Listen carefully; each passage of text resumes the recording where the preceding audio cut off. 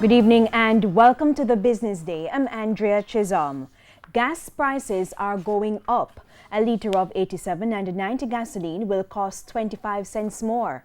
25 cents will also be added to the price of automotive and ultra-low sulfur diesel as well as kerosene. The price for propane will go up by $3.46, while butane will increase by $1.95. Oil prices traded lower today. Oil for delivery in July lost $1.32 to settle at $33.03 per barrel. Grace Kennedy is reporting an increase in its remittance portfolio during the January to March period. Overall remittances to Jamaica have, however, declined.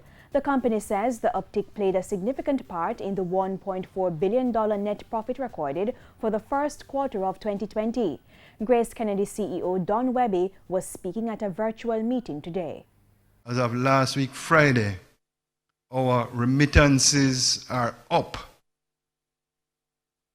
And listen to this, the direct to bank is up 184%. Where there is a crisis, there's an opportunity.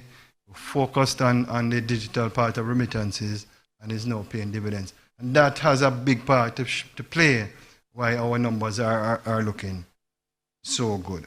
Yes, COVID-19 in the latter part of March had an impact, but it shows that we can navigate through a crisis.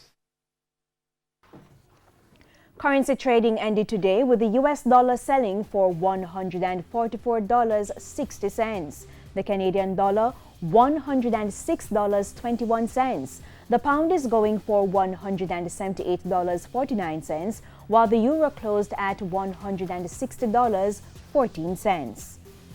To the stock market now, the JSE index lost 2,473 points today, while the junior market index gained 19 points. Among the winners, Main Event Entertainment Group, Wigton Wind Farm, First Rock Capital Holdings, Express Catering, and Jetcon Corporation.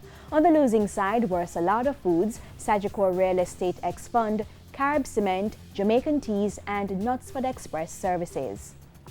And that's it for the Business Day. I'm Andrea Chisholm. Good evening.